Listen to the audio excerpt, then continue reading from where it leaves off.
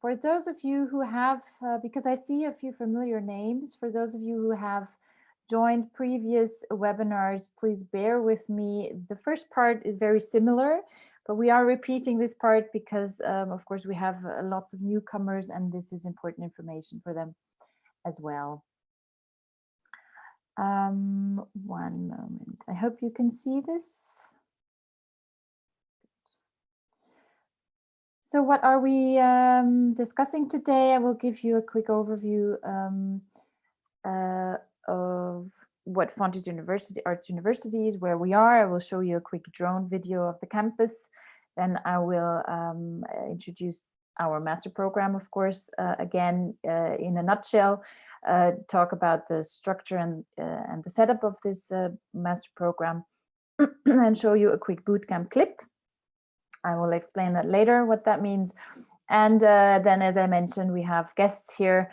This is the most fun part. We will see short presentations by Ellie and Vittorio about their projects, the projects that they have been developing so far in this master program.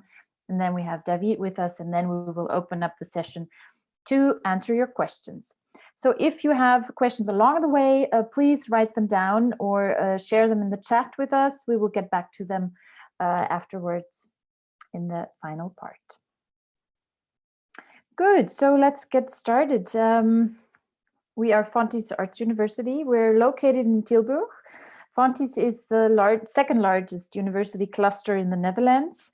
We house 15 arts programs under one roof. It's really all arts disciplines on bachelor level and master level. And we are located in the south of the Netherlands, very close to the Belgian border, about 1.5 hours south of Amsterdam. Tilburg is a mid-sized university city. And here comes the video of our campus, just to give you a bit of insight, because you cannot be here or come visit us, to give you an impression of the campus. So this is our main entrance, the main building. You walk through here.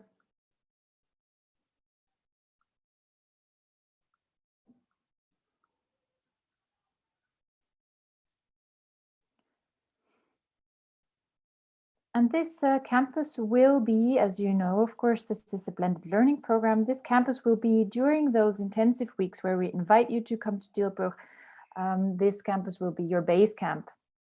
So in this building, you see all the arts departments are housed in here, from music to dance studios, to fine arts, design, theater, rock academy even. We have a library here, we have working spaces, classrooms. This will be the base camp when you are in Tilburg. You have full access to all these facilities when you become a student of Fontys Arts. And this, we are located in the city center of Tilburg, so it's quite convenient also to visit the city, go out there and find food or hang out. Good, let me switch back to the other screen here. Good. So then a little bit about our master program. We kicked off in 2017, so we are now relatively, well, we're mid-age, maybe not super young, but we're in our 4th year. And this is the team. We have Helene de Hoon, she's the head of studies with a background in theater and dramaturgy. We have Danae Theodoridou from Greece, but she's also based in Belgium most of the time. She's a performance maker, researcher. And of course, David, who's here with us today. He's originally from Brazil, but based in Amsterdam, an educator and participatory performance artist and researcher. And then, of course, a few team members around that. The structure of our master program, as many of you know, of course, but I'm just giving a quick overview, is we're a 1-year master program We're internationally oriented, so not just taught in English, but also oriented in terms of the content. We're full-time, so not to underestimate the intensity of this master program. We are a multidisciplinary program, so we do invite artists from all art disciplines, and blended learning program. That means the majority of the program happens online, but as mentioned, we organize 3 on-site intensive weeks in Tilburg. Those are 2 weeks long, but I will get into that in a bit. This is the online learning environment we're working with so far. Here you will get your personal login and access. All your peers and the teachers will be part of this. There will be a forum where you will receive your assignments, where discussions will take place. You will find your materials in here, and this will be your 24/7 access points to connect with the class, with your teachers. But of course, that being said, you will have a one coach assigned for the entire year, with whom you will exchange and meet on a regular basis. But this is based really on the conversation you will have and on the plan that you make with your coach. It can be weekly, bi-weekly, whatever fits the both of you and your project, of course. Good. And then the other half, or the other part of the program, are the boot camps, which are the intensive weeks that happen 3 times a year, for each time 2 weeks, usually in October, January, and May. And this is really where you also, as a student, switch modes from working individually on your own project. You will be part of a group now. You will also do workshops together. You will do co-creation projects together, and function as a group during these 2 weeks. And here I would like to share a quick video with you, just to give you an impression of the, oh no, this is the wrong one. One moment. Where's this one? Here.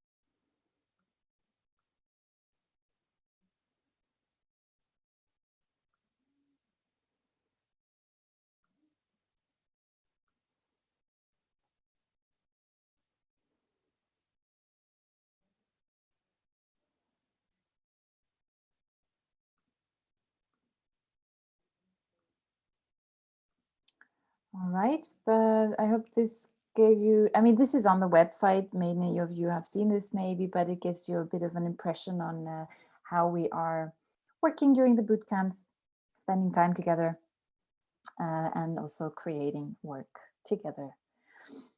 Every boot camp, I have to say, is really tailor-made, I would say, to every class, because of course every year the class consists of very different artists and projects, so the needs are different, but of course we have set modules during every boot camp, and those modules would be artistic research, public space discourse, co-creation, interdisciplinary practices, network and entrepreneurship, artistic workshops and theory, lectures. Some of those lines or modules are the coaches, the teachers' responsibilities. Others will be, for example, artistic workshops. Though for those we invite external artists to come to Tilburg, and or for theory lectures.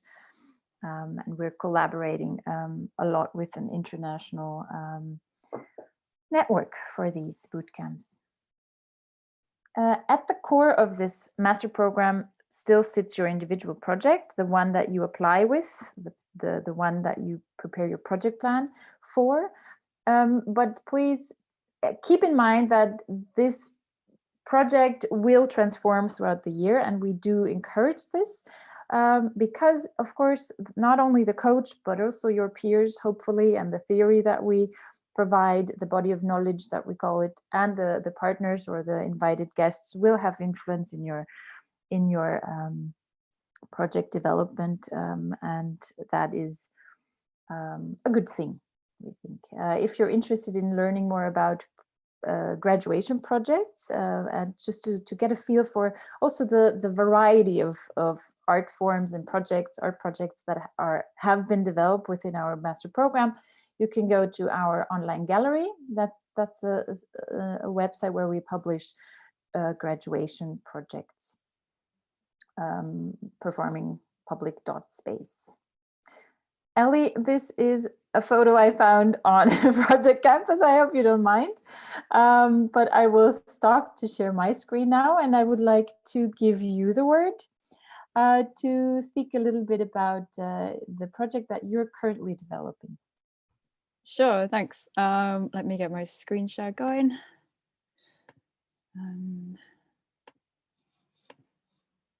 Okay, that should be just that window. Okay, hi everybody. I'm going to tell you a bit about my project that I'm doing for PPS and how I got here in a way, and where I am right now and where I started from.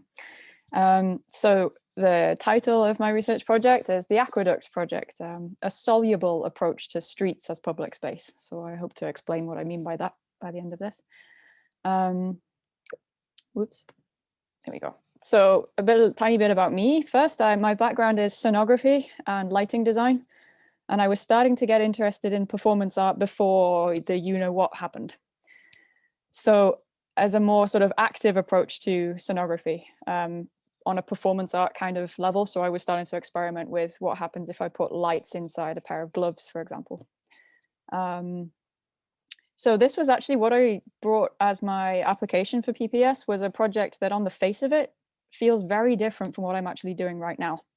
So I wanted to take a moment to try and explain how that happened. So what I'd pitched was originally quite a traditional scenography project, trying to do large scale interventions in public spaces based on like an archaeology approach and a dystopian sort of idea.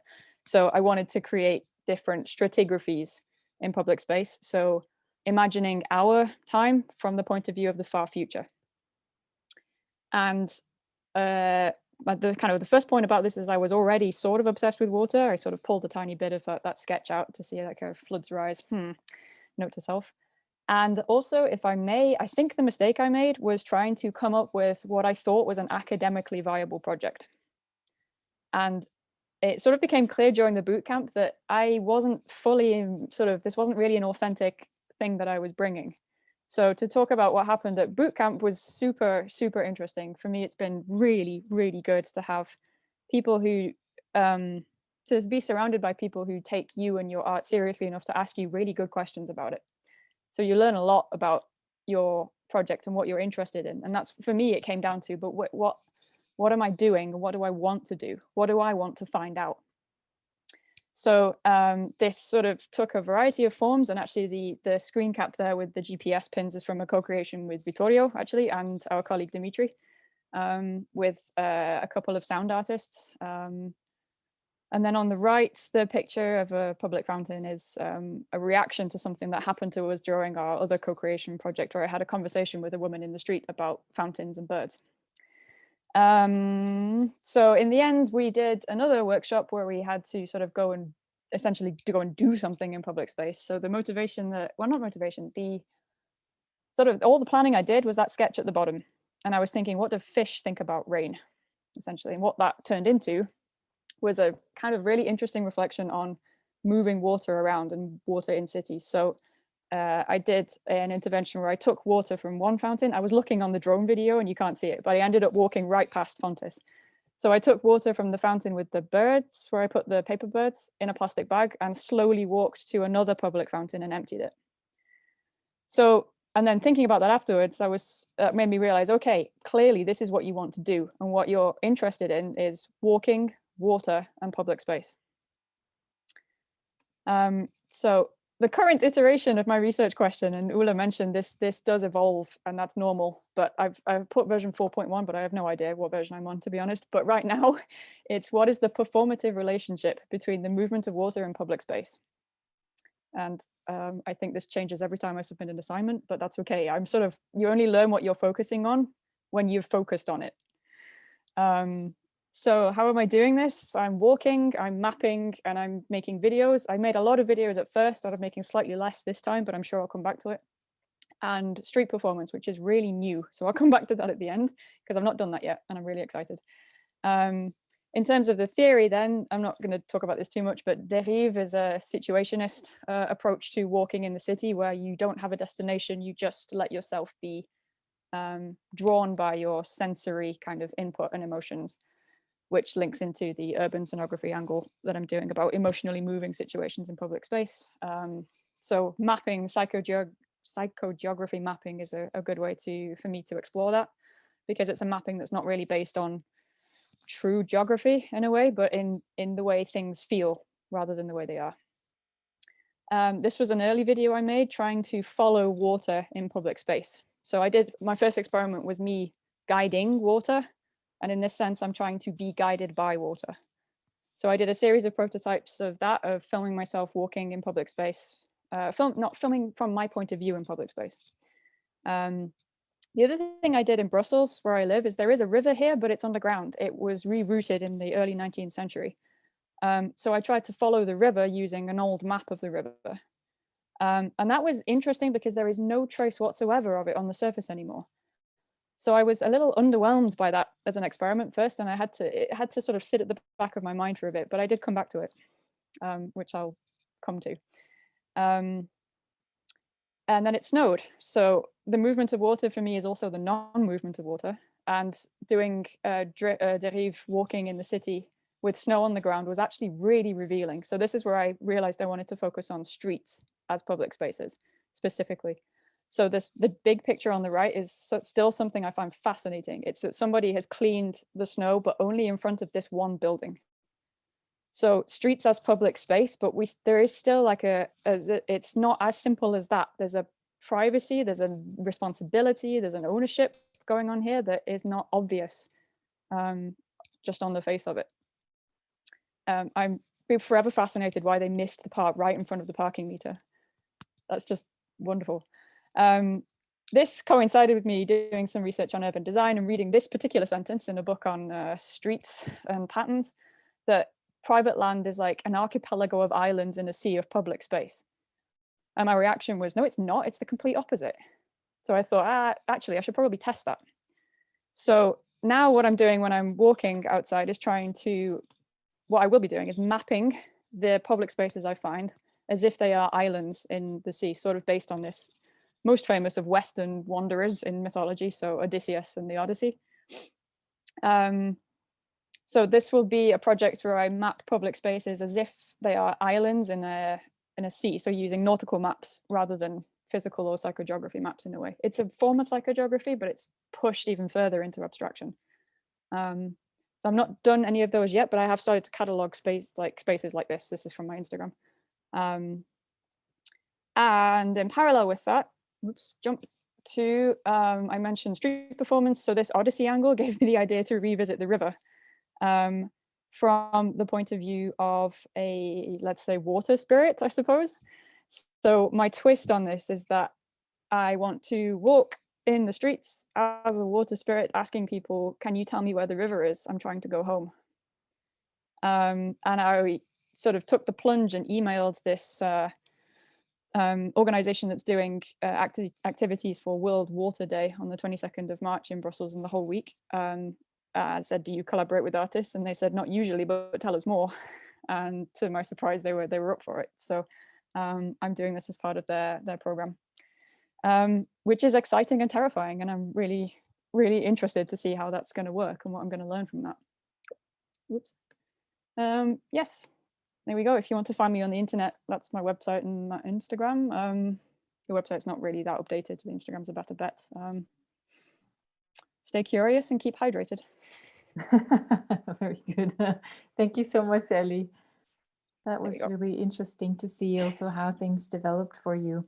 Very nicely presented. Vittorio, I would ask you to take over from here. Yep, I will start sharing my screen too. Thank you. Let's start from the beginning. Right. Okay, hi everybody. Thank you for asking me to do this presentation. I'm very excited, and I'm very excited since I see myself a little bit on the other side of the webcam 1 year ago, and I'm very happy to present my work. Well, I will start with the title. I like to start with the title. And I like to start with the title because it took me a lot of time to find this title. And at the beginning of my project, I wasn't so precise. And even in my first application, I have to say that my first application was a little bit, let's say a little bit, a little bit different from the project that I'm doing now. The title is Listening to Barriera, Strategies for Performative Music Composition in Public Space. In the background there's a photo of Barriera. Barriera is the neighborhood where I live, is the most multi-ethnic neighborhood of the city of Turin. I'm based in Turin, I forgot to say, in Italy. And yeah, it's the most multi-ethnic neighborhood of the city. It's a post-industrial neighborhood, and we could say that it's a space of the city where you can perceive coexistence of very different of a very different social thread. There's a part of it's mainly populated by Maghreb and African communities. There's a part of the Eastern Europe, and there's also the old part of the neighborhood, of the old residents of the neighborhood. So it's a very interesting and intriguing typology of public space. And this is the main question of my research. And again, I wanted to show it of course, to let you know what's my project about, but also to say that, again, it took me a long time to define what's the problem, what's the question, what's the point of the whole research. And the whole research is, how can Barriera's public space perform into a process of music composition? Let's talk about a little bit about my background. This is one of my previous projects in Barriera. It's how, let's say, my journey started in this neighborhood. And I used recycled and the trash on the streets, and I used to write poems on them with tape. And this is how my whole journey started. This is a poem by an Italian poet called Montale. Maybe you know it. And this is another urban sculpture. It's the name of my first project. But my background is also in music. I always studied music, so I always brought in parallel these two studies and interests. And in this time, in this project, I decided to focus on music composition. And again, the question, when I said that it took me a long time to find this question, this is briefly what happened. Meanwhile, I don't want to go so deep in describing you what's written in this because it would take me a lot of time. But yeah, mainly yes, it's kind of a mess. And the project now, when I made the application, one thing was sure, and for me was sure to use this project that is called Studio, and let's say it's the main tool for my research, for this research in PPS, and basically it's what you see. It's a studio, and the idea is to reclaim a little piece of little 2 square meters of public space, and to use it as a space of experimentation and yeah, and dialogue. I invited other artists also in my studio, and every time something different happened in my studio, and every time I place myself in another precise location in Barriera, the neighborhood. This time, this photo is the only time I didn't place myself in Barriera, but it's a nice photo, just for this. And this time, for example, I used the public space, and I drew the shadows of the passers-by. So every time, before I applied to this master course, it was I focused myself on different practices and not just one. These are just to show the locations that I chose in my neighborhood, Barriera di Milano. You can see here, and yeah, these are the spaces that where I put myself, where I put my studio. The idea behind the studio is actually to make something that is private, that is to make something that is private public, and to see what happens when you transpose your process of creation into the public space. How does this change? And this refers to my initial question, that is, how can Barriera's public space perform into the process of composition? And I think that this question also relates with the name of the course, that is, of the PPS course, that is performing public space. That I suppose that it's not just performing in public space, but it's also how the space can perform, in how the space itself can perform, performing public space. And I interpreted this in my project, we could say. Then I started this process in this project that I started with PPS. I started with the main practice of this that takes place in the studio is music composition. And so I started a few months ago to use the studio as a space to compose, to write music through improvisation.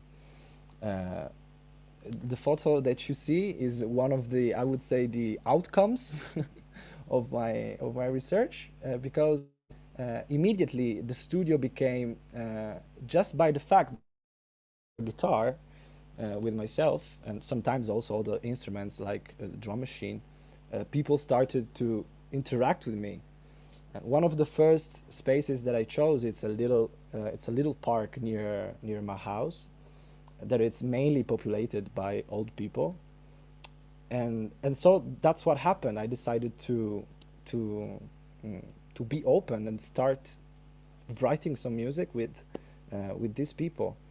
And of course, my whole aim is not to write the whole project with the whole composition with them, but they're surely one of the participants in this project. And I ended up collecting a lot of interesting pieces, a lot of interesting, I would say, contributions for my composition. This is one of the bills. I have it here. It's this,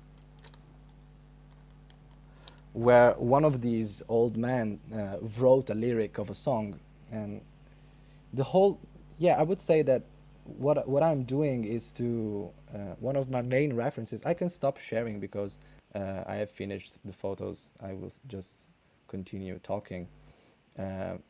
One of the theory that inspired me the most is the concept of listening by this researcher that it's called Marcel Cobusen. And basically it's what I'm doing is the philosophy behind this work is to listen, is the tool that led me the possibility to open my process of composition to the public in my public studio. And that's what I'm doing. I'm now, of course, I'm halfway through, as Ellie also, so I cannot show you so much, because most of the documentation that I have is audio and not images. So yeah, I'm now, this is the the situation. Very good. Thank you so much, Vittorio. And Thank also interesting to see how different the projects can be, how different the starting question, the tools, the methods, the philosophy of working. Yeah, I would say that all of us are very different. It's that one thing that I found very inspiring in this course is that we all came from different contexts in Europe, and we all come from, we have different backgrounds in the arts, and I think this is an enriching uh, feature of this course, because you have the possibility, as Ellie said also before in our co-creation, to confront yourself with people that are into arts, but from a slightly different perspective, and this is very useful to me. Yeah, very good. Thank you. Thank you so much, Vittorio. Now, David, I would like to give you the word and share some insights from your perspective as a coach and a teacher, and also talk a little bit about development of a project, but also the project plan that sits at the start of the application. Yes, sure. Hi, everyone. I'm David. And it was very nice to see Vittorio's and Ellie's presentations, other than an evaluation day presentation. So good. Yeah, it's also very enriching, not only for you, but also for me as a teacher, to follow 1 year of your creative processes. Because I don't have your backgrounds, and I learned a lot throughout this year. So I think it's mutual, this feeling of learning from the peers.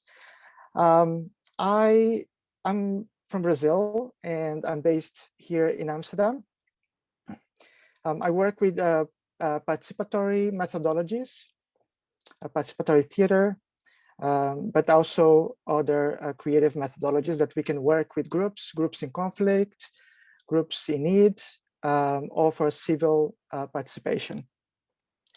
And in PPS, I am a tutor, so I'm gonna be following throughout the year the development of your project, maybe me, maybe another person, and I'm also the teacher, one of the teachers.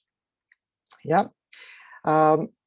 Before I go on, I remember that, hey, Vittorio and Ellie, could you maybe post on the chat box your information, your online information? So because it passed very quickly, Ellie, and I don't think Vittorio put it. You mean so the maybe contact? You mean the contact? Yeah, not necessarily your contact, but where they can find more. Yes, maybe your website. The website or Instagram account. Yeah. Thanks. Yeah. Yeah. So for the admission, you have basically all the information on the website. And apart from the, of course, current CV, apart from the portfolio, the references, and the letter of motivation, we ask you to write a project plan. Yeah. So and the theme of this webinar is how to write a project plan. What are we looking for here from our part? So maybe you can already ask questions, and if you have any question about what I'm gonna say, please do it. So just a second.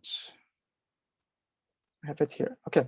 So what we are looking in a project plan is your motivation, your vision on art in public space, or art and public space, or public space as art, a conceptual research question, and a plan for realization. But I'm gonna talk about each one of these parts. But first, because it is an art master's, and we are an art academy, we don't expect you to write this very serious and formal project, like a title, the research question, the background, the methodology, you know. Be free to also use your creativity to propose a project plan that it makes sense for you, but also we can understand your references. And by understanding your references, it's good to understand your motivation. Like, it is important to know where this is coming from, because you're going to be working with us throughout the year. The barrier between you and your peers, you and a teacher and tutor, will be very, very small. And your life will be a little bit equal to your work of art. So it is important to know where your project is in your life, and yeah, your references. It can be as personal as you want as well. The second element is the vision on art in public space. You don't necessarily have to have a theoretical framework on public space, because there's no bachelor in art in public space, well, as far as I know. So, but you have a vision, you have an interest. So tell us what you know. And of course, you can do some research, yeah? But maybe tell us if you have any author or artist that you've been following and that you kind of admire or even dislike. Maybe, what gives you, what draws your attention for art in public space. And I said art in public space, and public space as art. Why? Because, for example, Victoria mentioned that the name of the program, Performing Public Space, doesn't necessarily mean performing in public space. But consider public space as a structure that performs on people, and also people as subjects that perform in public space. And of course, between these two poles, you can find art in public space. So if you have any question, please write. The third element is the conceptual research question. In the question doesn't mean a sentence with a question mark at the end, okay? The research question is what is intriguing you, and you want to know more. You're not gonna come to the program knowing everything about what you want to know. Otherwise, there's no meaning to take a master's with us. But it is something that you're curious to know more. And we are gonna try to guide throughout this year.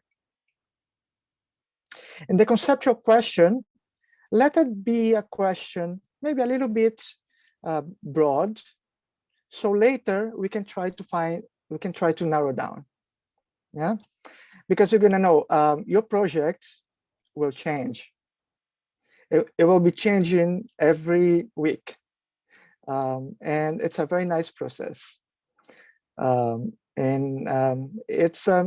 We expect this to happen. Oh yeah, the fourth thing is the plan for realization. Now, write to us a little bit of how you see this year of creation and how do you plan to execute your project. And this is going to change as well. but it's good to have like a plan, so you can change the plan. It is good to design an year of a work process, so you have all the stages in your head in advance. It will give you a little bit of more grounding. But of course, as I say again, this is going to change, because you're going to see about the practicalities of your art practice, the practicalities of the space, the legality of the space as well. And you're going to hear feedback from your tutor, me or Helene or Danai. And you're going to hear feedback from your colleagues. And also going to hear feedback from the guests, that we're going to have a lot of guests during our bootcamp. I think these are the main things. So I'm going to repeat what we are expecting from your project plan. Okay. The motivation for the project. We want to know how is this coming to life and where this is coming from.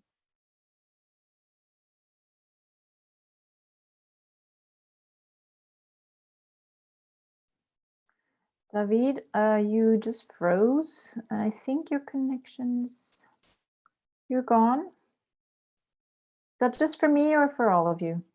No, it's also for me. He's gone. Okay.